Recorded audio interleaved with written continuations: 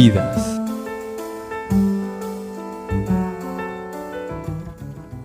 Hola oyentes de Radio Sefarad, hoy vamos a hablar con una persona que quizás ustedes no conozcan porque vive en Uruguay, pero sí que seguramente habrán oído hablar de su hijo. Es el padre de Jorge Drexler, don Günter Drexler. ¿Qué tal, Günter? Muy bien, muchas gracias. Muchas gracias por invitarme.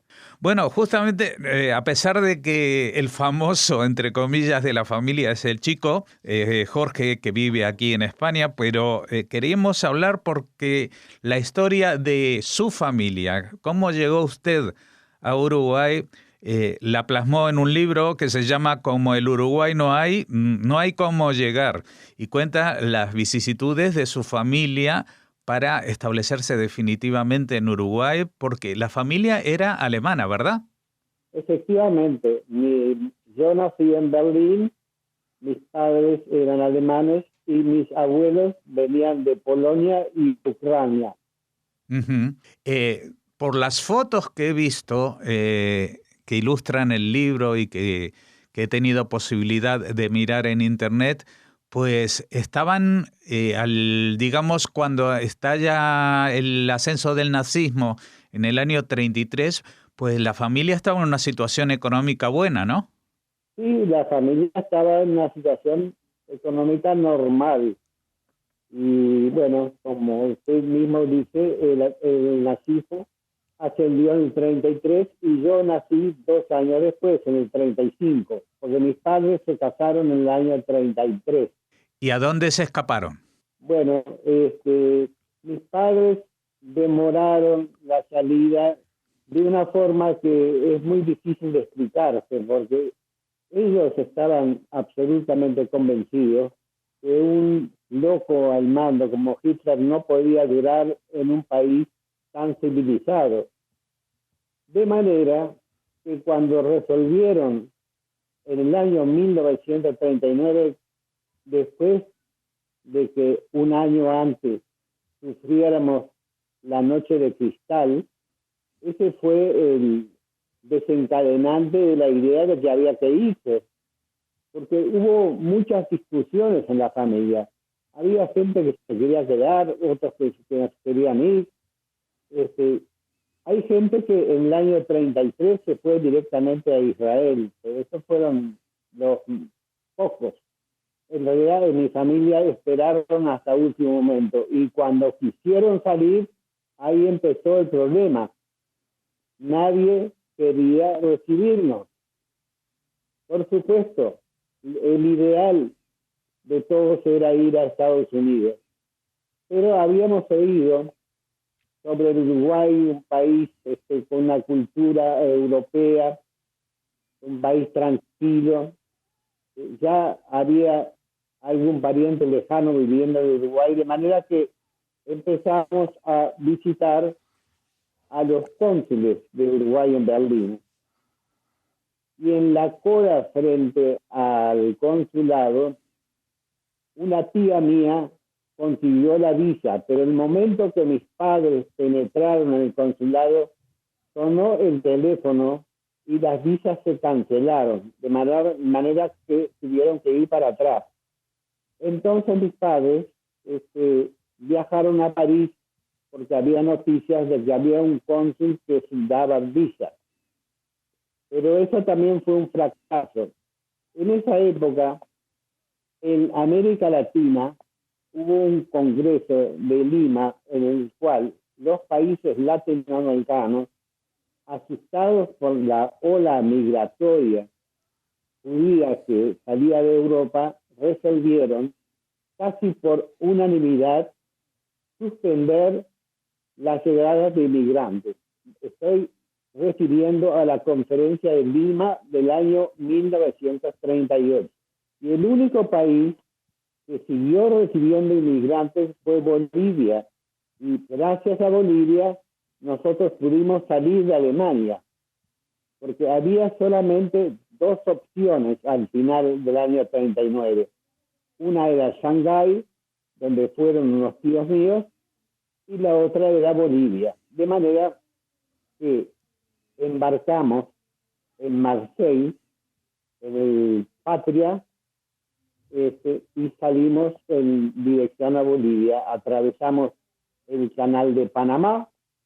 En el canal de Panamá el barco paró, se hicieron representantes de la comunidad judía que nos dijeron que bajáramos, que nos quedáramos en Panamá, que era muy lindo, pero era domingo, no se podía hacer trámites y el barco siguió su marcha y llegó hasta Chile.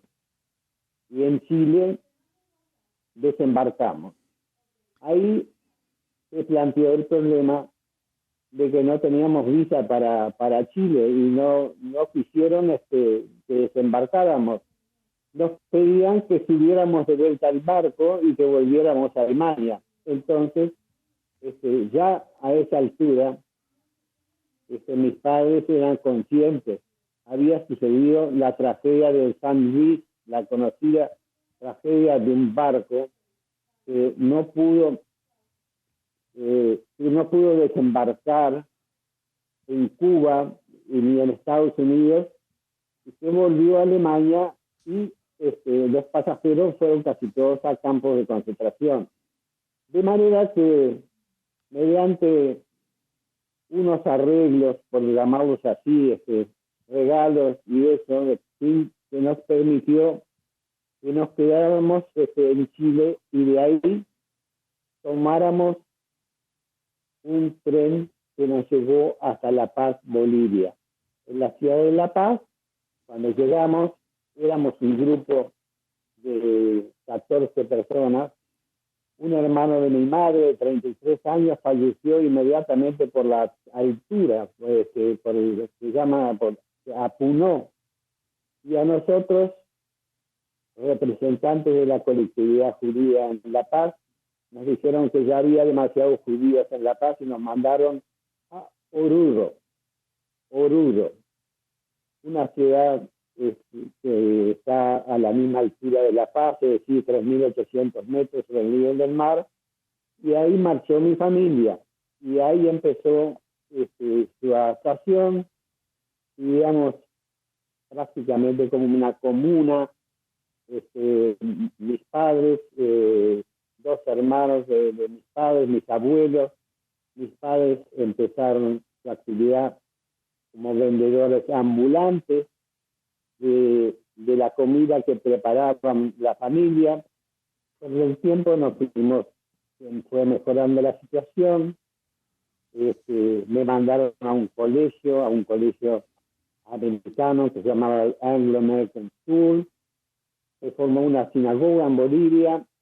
Mi abuelo, que siempre se había opuesto a la inmigración, que esperó hasta el año 40, que fue internado en un campo de concentración, pudo salir gracias a que el peluquero era uno de los guardianes del campo y le permitió la salida.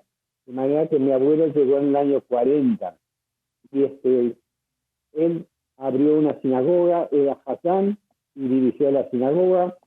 Y así nosotros nos fuimos adaptando, fuimos creciendo en Bolivia, pasamos varios avatares, entre ellos en el año 43 o 44, ya cuando se vislumbraba la derrota nazi, Bolivia declaró la guerra a Alemania y entonces decidió apresar a todos los alemanes, sin importarles que fueran judíos, de manera que mis padres fueron a la cárcel. Y en Bolivia ese tipo de cosas muchas veces terminaban en fusilamiento, pero por suerte intervino el cónsul americano y pudimos salir. Finalmente, en el año 1945 conseguimos una visa de turista y salimos para Uruguay, donde, es decir, nos refugiamos. La visa era por 90 días. Después de eso quedamos como residentes no permitidos. Pero eso se arregló con el tiempo. Y bueno, mi familia prosperó, mi padre prosperó, y ese fue el comienzo de la formación familiar en el Uruguay, dando un gran salto, y puedo decirle que ha culminado en el momento actual con una gran familia, con 4 hijos, 11 nietos, y bueno, yo fui médico, y en el año 1973, a pesar de mis sentimientos anti-alemanes, que en el año, cuando cumplí 18 años, eran tan intensos, que rechacé una bonificación que Alemania hacía a los judíos en la época del presidente Adenauer.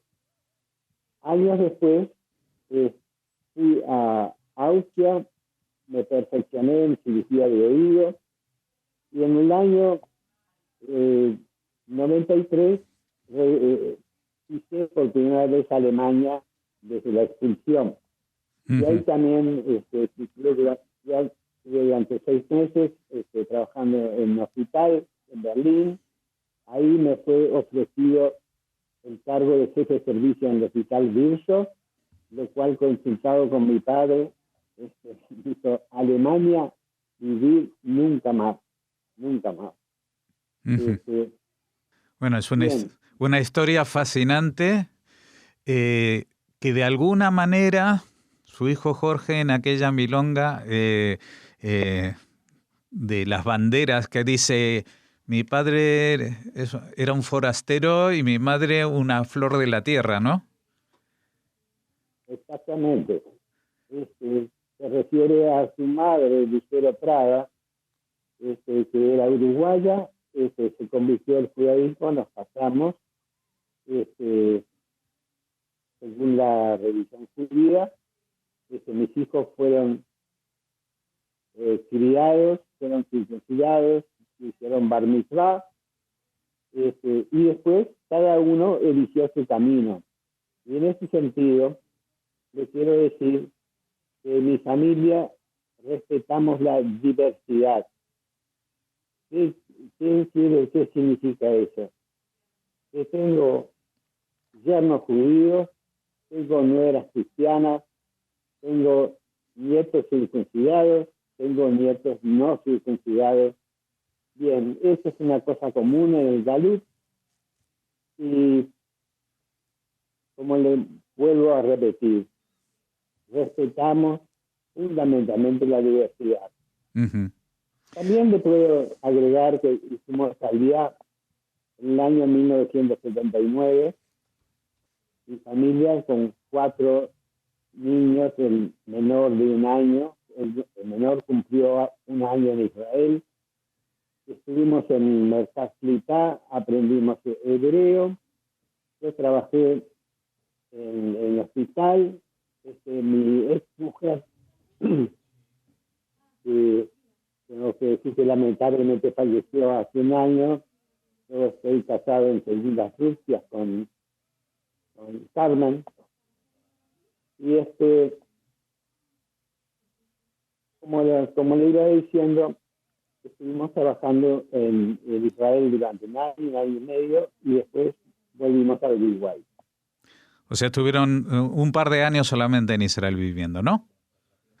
Muy bien. Bueno, y ahora sí, aparte de la historia familiar, todo el mundo conoce la obra de su hijo. ¿Cómo es esto de tener un hijo que tiene un Oscar?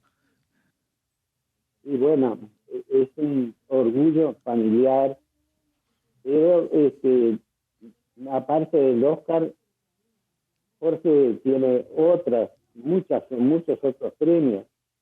Entre ellos consiguió la medalla de Isabel la Católica, que fue conferida.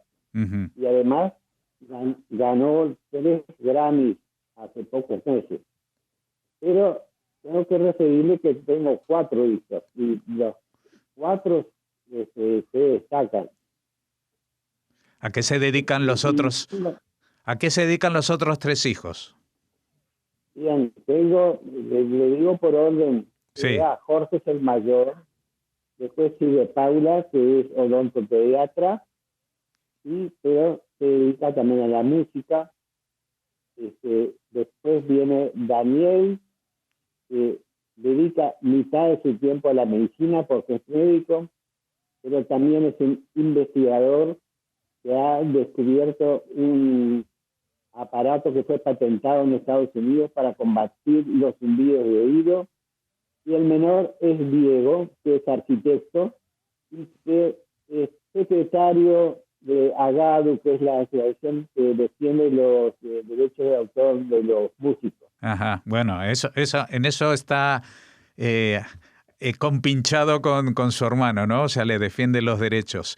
Dígame una cosa, ¿usted tenía en su familia algún músico o fue una cosa que Jorge desarrolló por sí mismo? Bueno, toda la infancia estuvo rodeada. Yo soy muy aficionado a la música clásica.